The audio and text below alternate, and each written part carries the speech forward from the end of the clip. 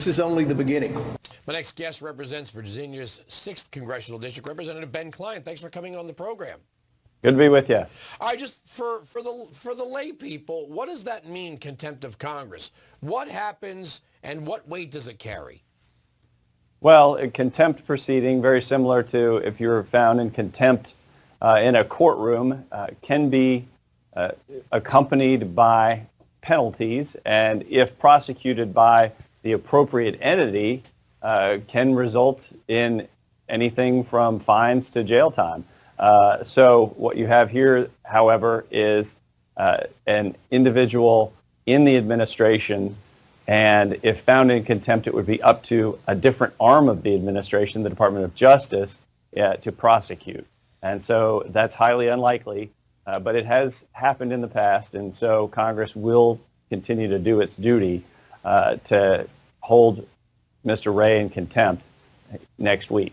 Let me ask the rhetorical question here. Why is the FBI withholding this information from Congress? Allegedly, this document's not even really classified. So why? It's been one slow walk after another. Why is the FBI continuing to slow walk these documents? And should Christopher Wray have to answer? Is he protecting the president? Christopher Wray definitely should answer and definitely will answer. He will have to appear before not only the Oversight Committee, but also the Judiciary Committee on which I serve. And I know Chairman Jim Jordan's very interested in having him, but also having Merrick Garland testify, who is the head of DOJ. So we do have to get to the bottom of this. And the document, again, comes from a very credible source. So we should be able to see it, and not just the chairman and ranking member. All members should be able to see this information and represent our constituents. Well, I mean, we were told that there was a dossier of allegations made against Donald Trump that was curated by the FBI through sources, trusted sources. I'm talking about Christopher Steele. We found out later that Michael Sussman was working for the Clinton campaign, that this dossier was created in an effort by somewhere between Fusion GPS and Perkins Coie Law Firm, all of which were being paid for by the DNC when Hillary took over the finances. We were told that's it. Trump-Russia is real. We know after the Durham report that not only was Trump-Russia not real, there was no predicate for the investigation. Here we have what is being described as a credible source that sort of adds to what we know about the Hunter Biden laptop. Money was flowing from China, Ukraine, and other countries to shell corporations, and then out to various members of the Biden family, including Hallie Biden, who, to the best of my knowledge, doesn't actually do anything. And there was allegedly 10% for the big guy. What we're also getting is that some of this might be a direct pay for play related to American foreign policy. It's amazing the scope and the complexity of just the allegations in this one document.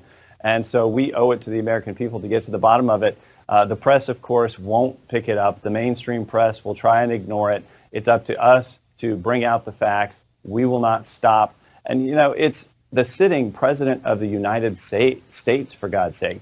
It's his family that is potentially benefiting from changes in administration policy. We owe it to the American people to get to the bottom of it, and we are not going to stop until we do. You know, we've seen Joe Biden was in charge of the auto bailout. We gave $50 billion to General Motors. The real expansion took place in China. Nobody complained. Joe Biden threatened the Ukrainian government that if they didn't fire a prosecutor looking into the oil and natural gas company where his son was on the board of directors, he was going to withhold foreign aid.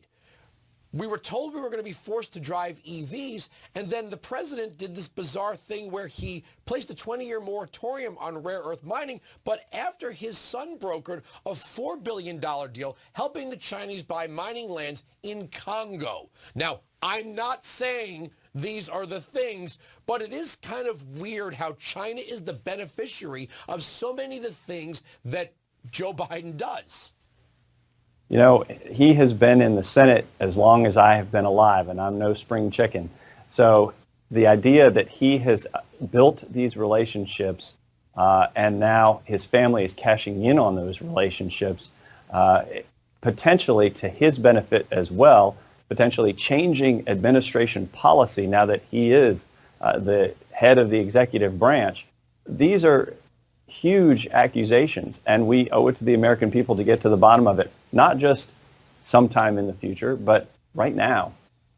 Well, look, I mean, his document investigation isn't even wrapped up yet. I mean, kind of funny. We're all on indictment watch for President Trump. We haven't heard anything in quite some time about this investigation into Biden's document handling. I mean, my God, we learned that he had documents that he had taken from the SCIF when he was a senator. That's how long he's been doing this. We get nothing. Well, we've known that Merrick Garland has had a partisan agenda for some time, and we know that individuals in the DOJ, in the FBI, have been pursuing partisan agendas.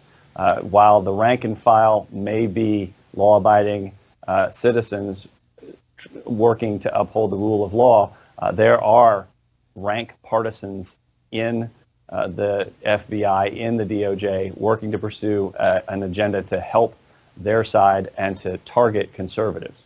So, I mean, what do you think would happen if we had the receipts? We have Hunter Biden's laptop. This document and others may show us a pay for play. I mean, that is literally one of the things mentioned in the Constitution in Article 2, bribery, treason, high crimes, and misdemeanors. We were told by the Democrats that Donald Trump could be impeached for conduct before he was president when he was a private citizen. We're talking about a $5 million pay-for-play scandal that involves the then sitting vice president, now president.